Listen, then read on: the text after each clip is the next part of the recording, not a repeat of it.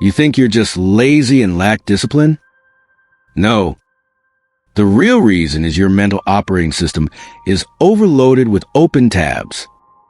And it started when you began treating every minor task like a life or death emergency. If you don't fix this, you'll spend your whole life staring at the mountain without ever taking a single step. Today, I'll show you the 10-minute reset that transforms mental chaos into effortless momentum. Nathan didn't look lazy. From the outside, he looked busy, always planning, always preparing, always about to start. But nothing ever moved. His laptop had 27 tabs open. His phone had unread notifications stacking like bricks. His notebook filled with goals. Dead goals. Because every time he sat down to work, something strange happened. His chest tightened. His focus scattered. And then he escaped. Let me just check one thing. Scroll. Tap. Refresh. Another video, another article, another quick break. 3 hours gone, nothing done. And the worst part? He knew exactly what he was doing, which made it worse, because now it felt like proof. Maybe I really am lazy. But here's what Nathan couldn't see. He wasn't avoiding work. He was avoiding pressure, invisible pressure, the kind that builds silently, until your brain hits shutdown.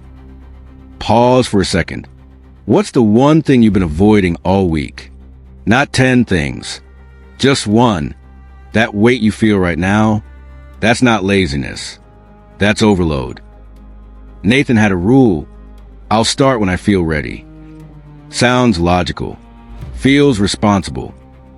But it was a trap, because ready never came. Tomorrow always felt like a better version of today. I'll start fresh. I'll have more energy. I'll think clearer. But when tomorrow arrived, it brought the same noise, the same pressure, the same invisible resistance.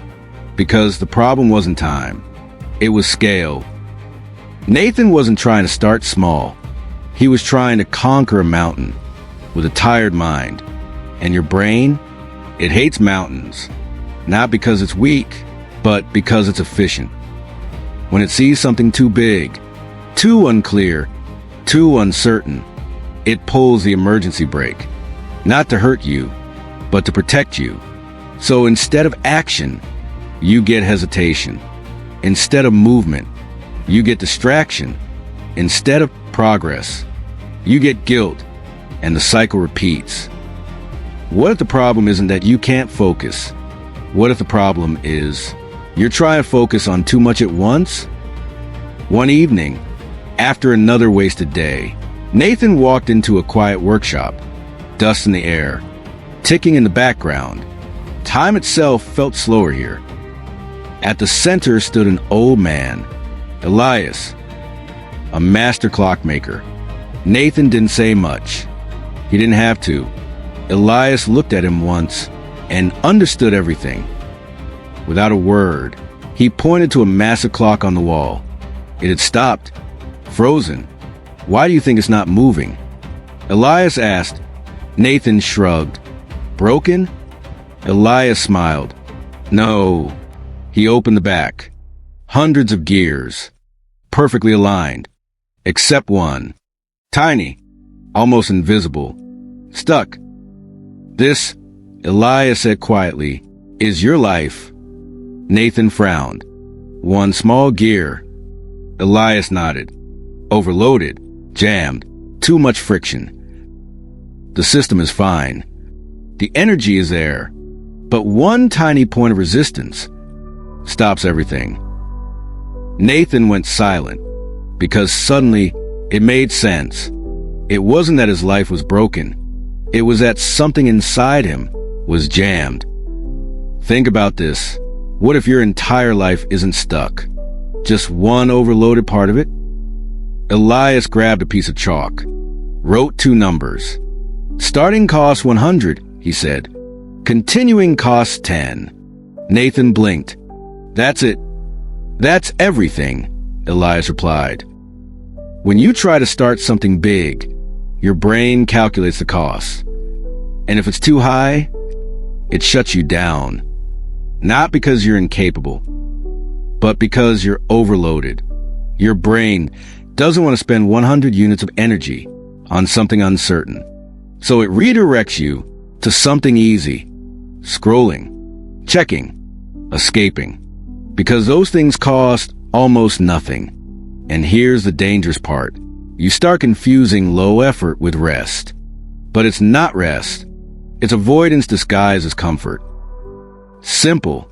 Starting equals 100. Continuing equals 10. Your goal?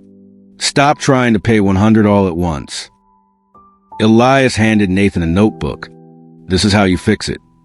Not motivation. Not discipline. A system. The clear deck protocol. Step 1. Brain dump. Every thought, every task, every worry. Get it out.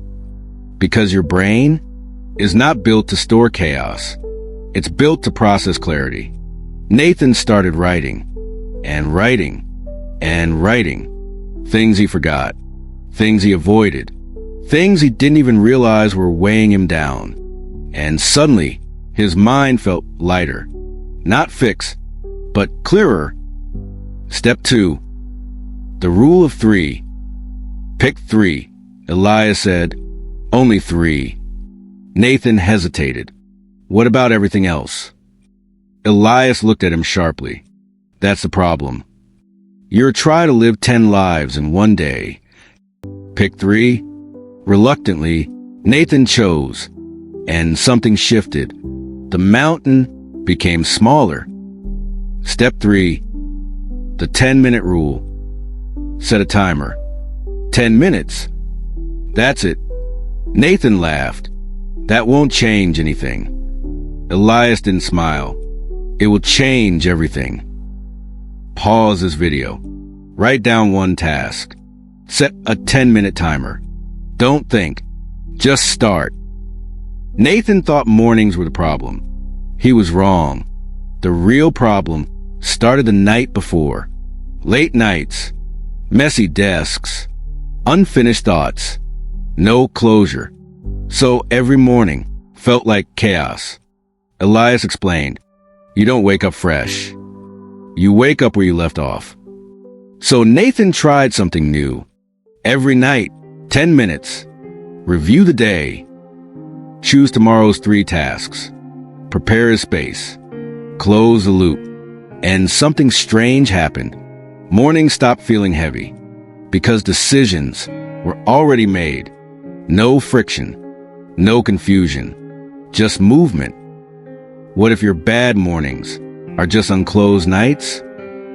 Day 1. Nathan did 10 minutes. Felt small. Pointless. Day 3. Still unsure. Still inconsistent. Day 5. Something changed. The timer went off. But he didn't stop. Because now, starting wasn't painful anymore. It was familiar. And that's when it hit him. He didn't need to become disciplined. He needed to become consistent. Not a successful person, but a person who shows up. Not someone who finishes everything, but someone who starts. And every 10-minute session was a vote for a new identity. You don't become confident, then take action. You take action, and confidence follows. 30 days later, Nathan's life didn't look dramatic. No overnight success. No viral breakthrough. But something deeper changed. He wasn't stuck anymore. His work moved. His ideas turned real. His energy felt stable. He wasn't doing more. He was doing less, but better. Because he stopped chasing everything and started finishing something. And that changed everything. Momentum replaced pressure. Clarity replaced chaos. Execution replaced guilt. Let's be honest. How many things have you started and never finished? That's not failure. That's overload. Listen carefully. This is where most people miss it. They watch something like this, feel inspired, and do nothing because they're waiting to feel different. But you don't need to feel ready. You need to remove friction. That's it. You don't need a new personality. You don't need more motivation. You need less noise, less weight, less pressure, and one small step that actually happens. Because your life doesn't change when you think about it. It changes when you touch the work, just for 10 minutes. Right now, not later, not tomorrow. What's your one task? Set the timer. Start. Prove to yourself you're not stuck. But there's something Elias didn't tell Nathan. Not yet, because clearing the overload is only step one. There's a deeper problem, a hidden pattern that quietly pulls you back into chaos, even after you've made progress. It's the reason people relapse, the reason discipline fades, the reason momentum dies. And if you don't see it coming, you'll end up right back where you started. In the next part, you'll discover the invisible loop that resets your brain into overload and how to break it permanently. Before we go deeper, ask yourself this. Are you the kind of person who just watches, or the kind of person who actually moves? Because the next part isn't for spectators. It's for people who are ready to break the cycle.